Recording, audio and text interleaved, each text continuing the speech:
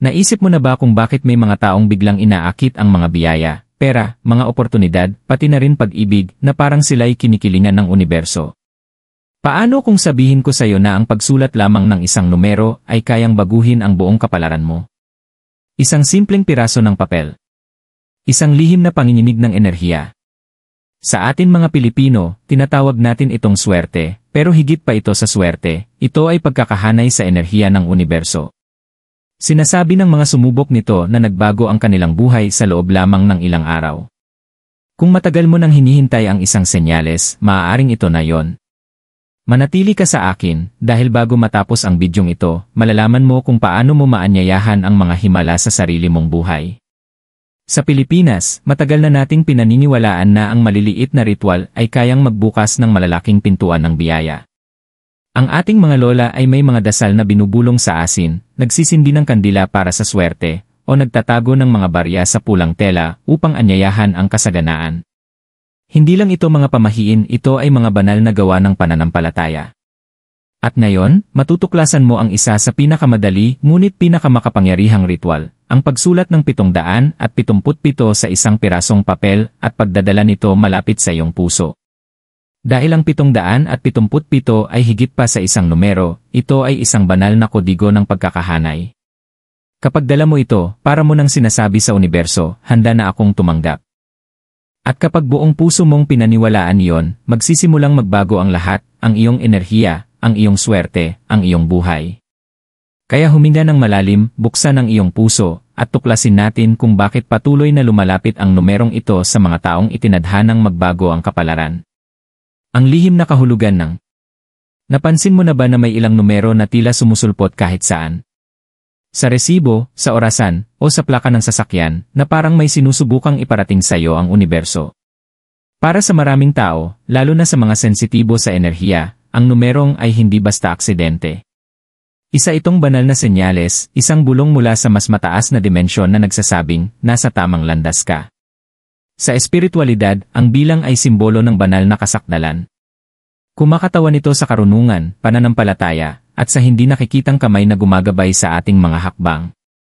Kapag ito'y lumitaw ng 3 beses, nagiging isang sagradong pattern ito, isang tuwirang koneksyon sa pagitan mo at ng universo. Para bang inuulit ng langit ang sarili nito, paalala na ang mga himala ay hindi basta nagaganap, ito ay tugon sa enerhiya mong ipinapadala. Maging ang ating mga ninuno ay naniniwala na sa mga ganitong senyales, bago pa man umusbong ang makabagong espiritualidad. Sa kulturang Pilipino, ang 7 araw ay may bigat na kapangyarihan, 7 araw ng nobena, 7 barya para sa basbas, 7 kandila para sa proteksyon. Isa itong bilang ng katuparan, pagtitiyaga, at banal na pabor. Kapag nakita mo ang parabang nagsasanib ang lahat ng enerhiyang ito para sa iyo, hindi lang swerte, kundi tamang oras, kahandaan, at layunin. Madalas natin tawaging swerte ito, ngunit ang tunay na swerte ay hindi nagmumula sa tsamba. Dumarating ito kapag ang iyong isipan, damdamin, at mga gawa ay umaayon sa iisang direksyon, ang pananampalataya. Iyan ang tunay na kahulugan ng.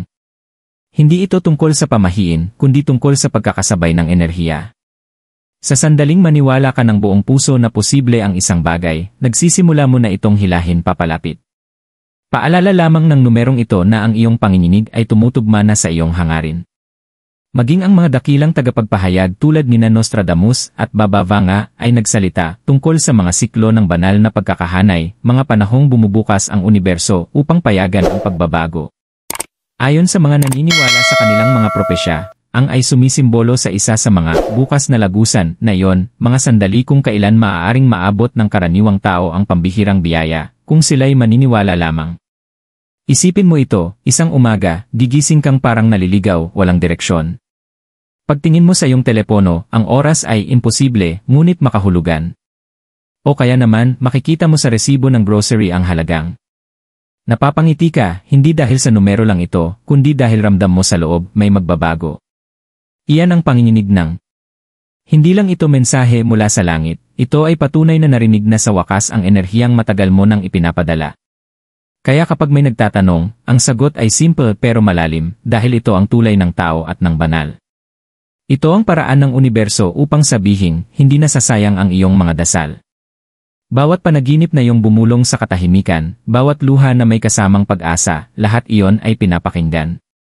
Ang enerhiya ng ay hindi lumilikha ng himala, pinalalakas nito ang pananampalatayang nasa loob mo na. Sa susunod na bahagi, lalaliman pa natin ito. Malalaman mo kung bakit ang pagsusulat ng numerong ito, hindi lamang ang pagtingin dito, ay nagpapagana ng batas ng akyat damdamin sa isang napakamakapangyarihang paraan. Dahil kapag isinulat mo ito sa papel at daladala mo araw-araw, hindi na ito basta simbolo, nagiging ito na ang iyong deklarasyon sa universo. Naniniwala ako. Handa na ako. Ako ay nakaayon. Ang ritual, ang pagsusulat at pagdadala nito. Ngayon na nauunawaan mo na ang mas malalim na kahulugan ng, pag-usapan naman natin ang mismong ritual, ang banal na gawain na nagbabago sa numerong ito mula sa simpleng simbolo tungo sa buhay na panginginig ng pag-akit.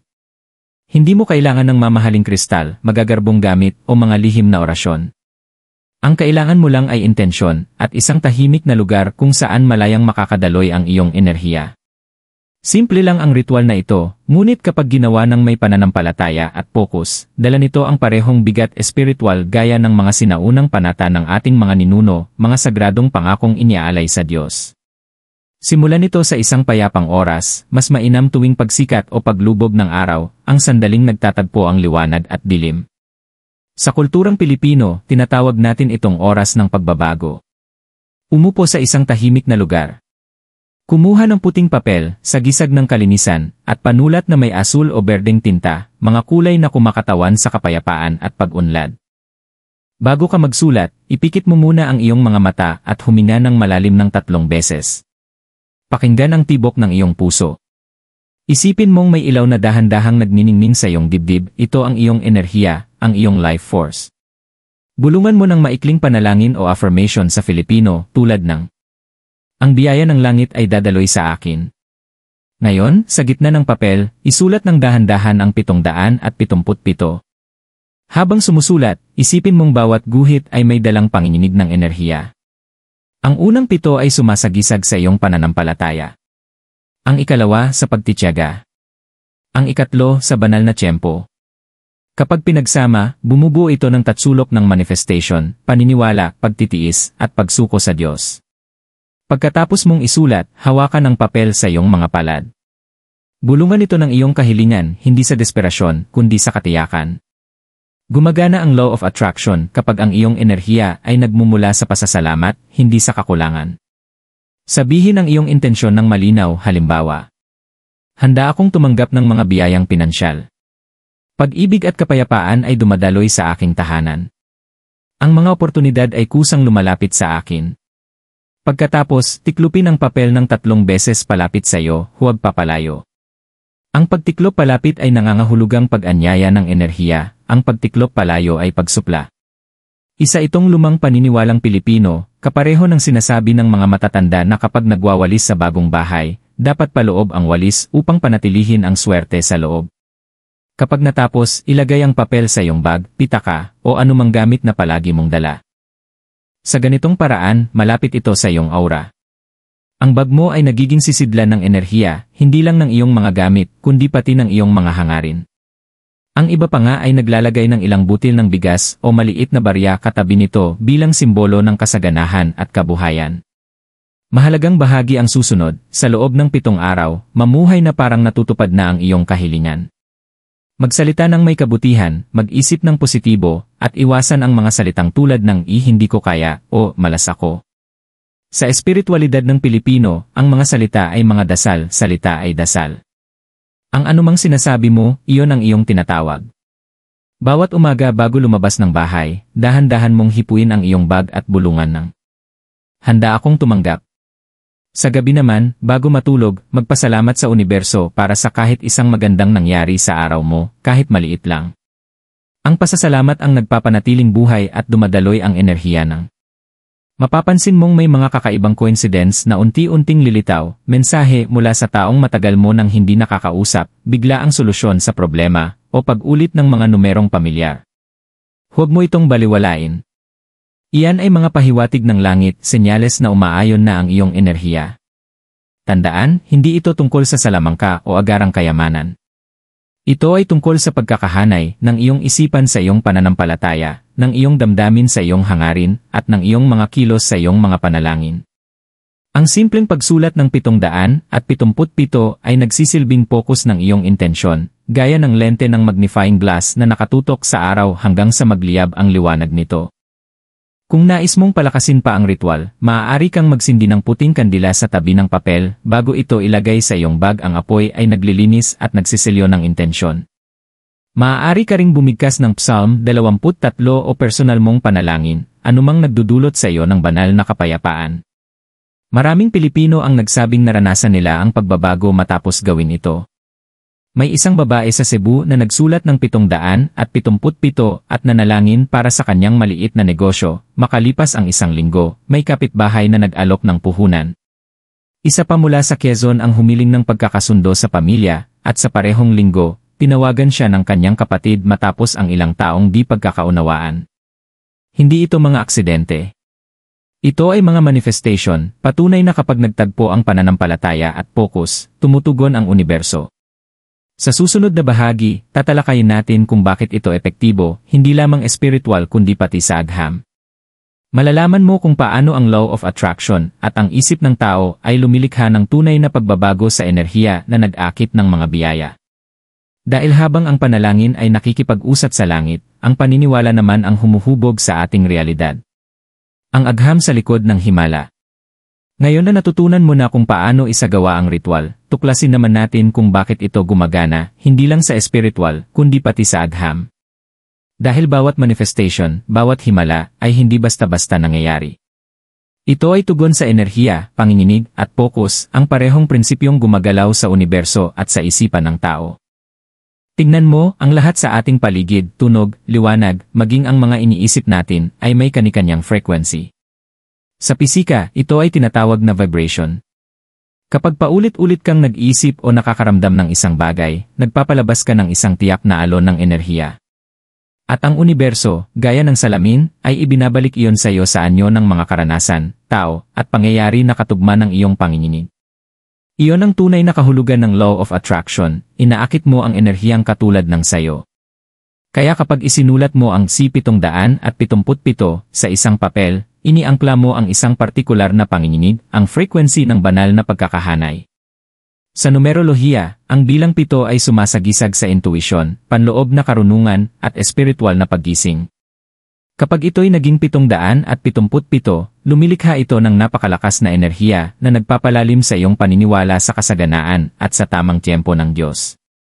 Unti-unting umaayon ang iyong isipan, damdamin, at mga kilos sa enerhiyang iyon hanggang maging realidad ito. Matagal nang nauunawaan ng mga Pilipino ang prinsipyong ito bago pa man ito tinawag ng agham. Naniniwala ang ating mga matatanda na kapag buo ang iyong paniniwala, gagawa ng paraan ang langit. Ngayon, sumasang-ayon na rito ang agham. Hindi kayang pag-ibahin ng utak ng tao ang isang malinaw na na-imagine na pangyayari sa isang tunay na karanasan. Kapag inilalarawan o isinusulat mo ang iyong hangarin ng may malalim na damdamin, nagsisimulang umakto ang iyong isip na parabang natutupad na ito. Nagbabago ang iyong mga desisyon, pananaw, at reaksyon, kaya ikaw mismo ang lumilikha ng bagong realidad gamit ang iyong enerhiya. Samantalang ang takot o galit ay nagpapaliit nito. Kaya't matapos ang mga ritual na ganito, maraming tao ang nakararanas ng gaan, kapayapaan, at katahimikan, hindi ito imahinasyon, tunay na nagbago ang kanilang enerhiya. At naroon ang tinatawag nating pakiramdam, ang likas na kakayahan nating mga Pilipino na damhin ang enerhiya sa paligid. Kapag ang iyong pakiramdam ay nakaayon sa paniniwala, lumilikha ito ng pagkakaisa ng katawan, isip, at espiritu. Ito ang dahilan kung bakit epektibo sa atin ang ritual na ito, sapagkat direktang tumutugon ito sa ating kaluluwa bilang mga taong ginagabayan ng pananampalataya at pag-asa. Ito rin ang dahilan kung bakit mas madalas mangyari ang mga himala sa mga taong marunong magpasalamat. Ang gratitude ay agad na nagpapataas ng iyong panginginig.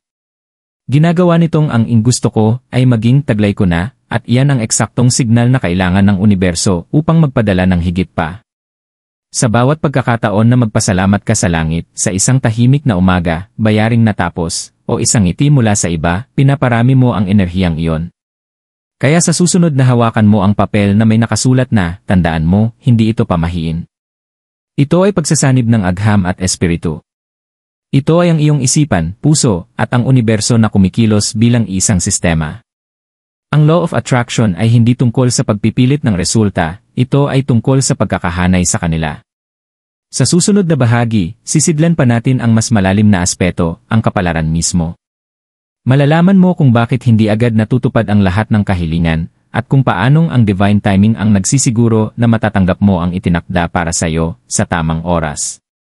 Dahil minsan, ang mga pagkaantala ay hindi pagtanggi, kundi mga banal na paghinto na inihahanda ka para sa mas dakilang biyaya. Ang kapalaran at ang tiyempo ng universo. Madalas nating isipin na sa sandaling gawin natin ang isang ritual o sabihin ang isang dasal, dapat agad lumitaw ang mga biyaya, na parang may switch ang universo na maaari nating buksan at patayin. Ngunit ang katotohanan, parehong espiritual at enerhetiko, ay hindi kailanman nagmamadali ang divine timing. Lagi itong eksakto. Hindi gumagalaw ang universo sa padalos-dalos, kundi sa tamang pagkakahanay. Kapag isinulat mo ang 777 at itinago sa iyong bag, hindi mo inuutosan ang universo, nakikipagkasundo ka rito. Parang sinasabi mo, handa akong kumilos kapag handa ka ng magbigay. At ang kahandaan na yon ang siyang nagpapagana sa kapalaran. Sa espiritualidad ng Pilipino, may kasabihang may tamang oras ang lahat.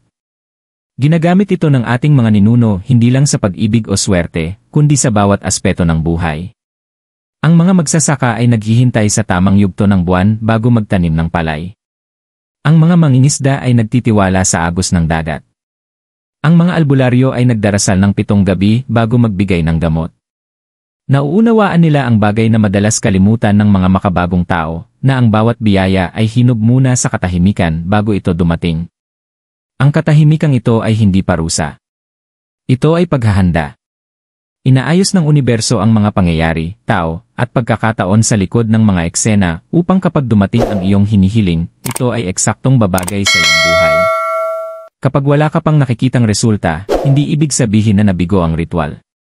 Ibig sabihin, ang enerhiya ay nasa paglalakbay pa, kumukolekta ng lakas, hinahanap ang perpektong daan papunta sa iyo.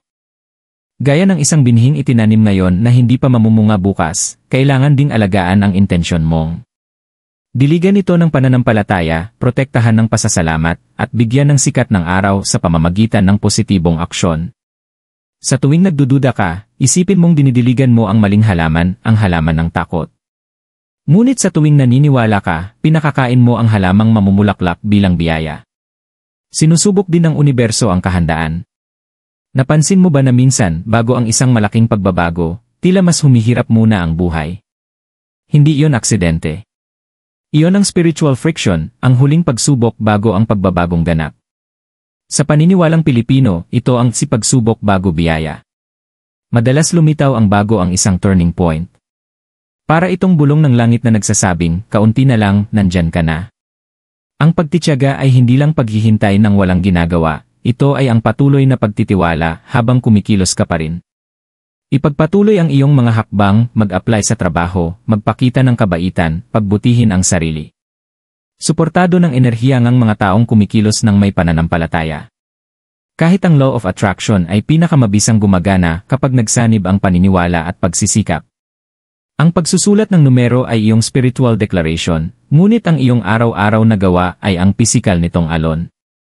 Madalas ding nagsasalita ang kapalaran sa pamamagitan ng mga senyales. Kapag nagsisimula ka ng mahanay, mapapansin mong dumarami ang mga synchronicities, mga paulit-ulit na numero, pamilyar na awitin, o panaginip na tila totoo. Ito ang mga pahiwatig ng langit, banayad na pagpapatibay na malapit na ang tamang panahon. Pansinin mo sila, ngunit huwag mo silang habulin. Hindi dumarapo ang paru-paro sa kamay na mabilis humabol, dumarapo ito sa kamay na marunong maghintay. Minsan, dumarating ang hinihiling mo sa ibang anyo.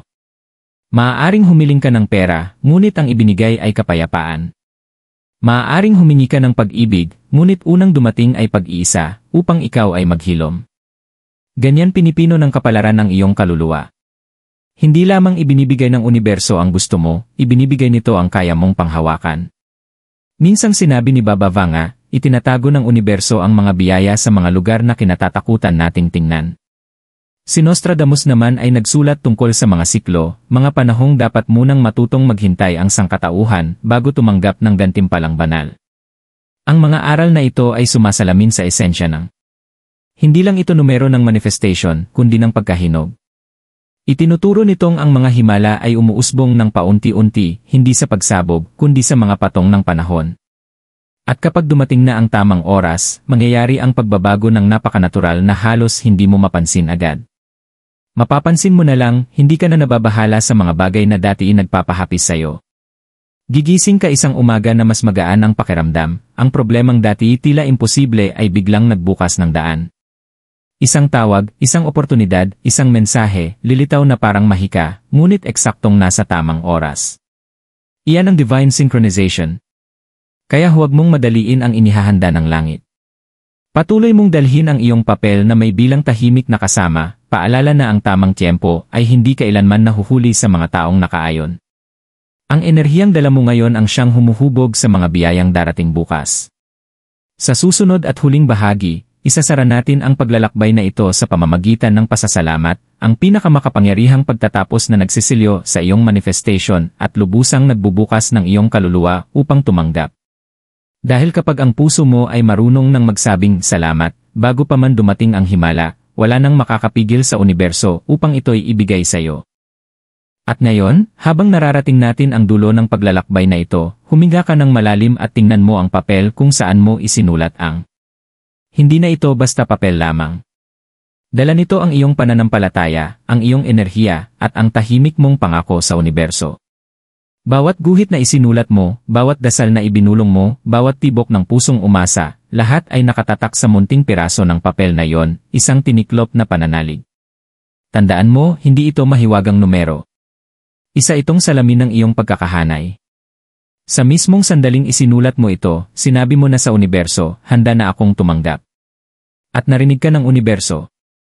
Mula sa araw na ito, lumakad ka ng may kapayapaan sa iyong puso. Huwag mong habulin ang biyaya, akitin mo ito sa pamamagitan ng tahimik na paniniwala.